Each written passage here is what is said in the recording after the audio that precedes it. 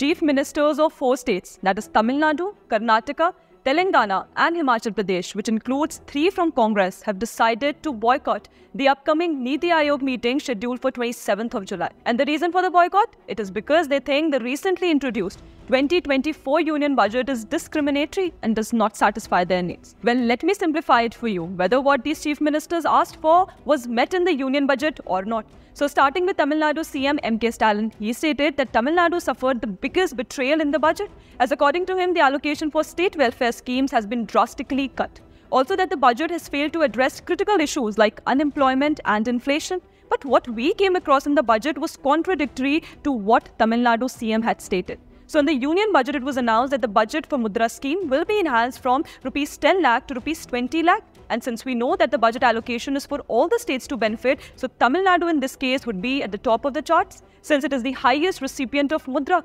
which will benefit the self-employment and the MSMEs. So Tamil Nadu is a top market for education loans, and the announcement of financial support for loans of up to rupees 10 lakh for higher education in domestic institutions is likely to benefit the state.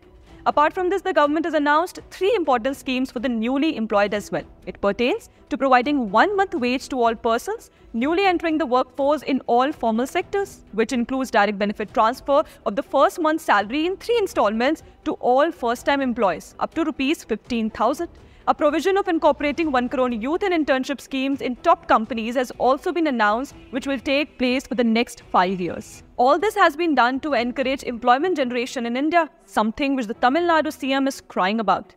Next, if we talk about the Tamil Nadu's share of central taxes, which is 4.079%, as recommended by the 15th Finance Commission, then interestingly, this amount has been revised upwards from rupees 49,754.95 crore to rupees 50,873.76 crore in the Union Budget 2024. Also, the announcement of the budget to encourage states to charge a high stamp duty to moderate the rates for all and also consider lowering the duties for properties purchased by women gets implemented, then it would heavily benefit the home buyers in Tamil Nadu. Lastly, the reduced customs duty on gold and silver are also likely to benefit customers in the state.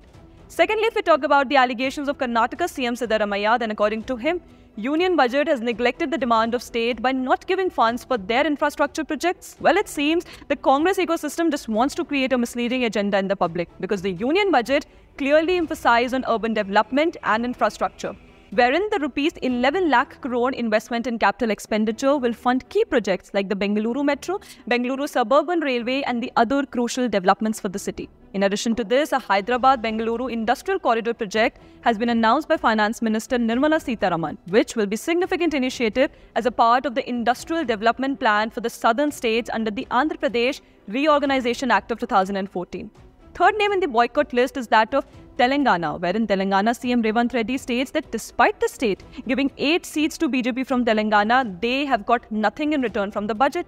But what we see is that a special emphasis has been laid on the urban infrastructure development of the Telangana state with the announcement of a Hyderabad-Bengaluru Industrial Corridor project by Nirmala Sitharaman.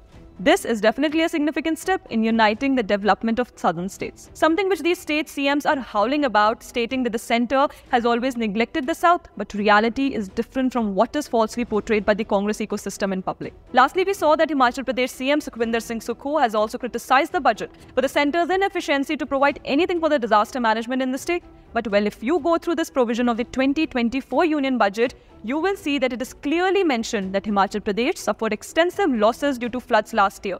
Our government will provide assistance to the state for reconstruction and rehabilitation through multilateral development assistance. So now it becomes a little hypocritical on the part of the opposition to protest and boycott something on the garb of half-baked misleading narrative, because the pamphlet also extensively covered how the recent budget is a well-balanced one, which has covered all the sections and sectors of the India very efficiently.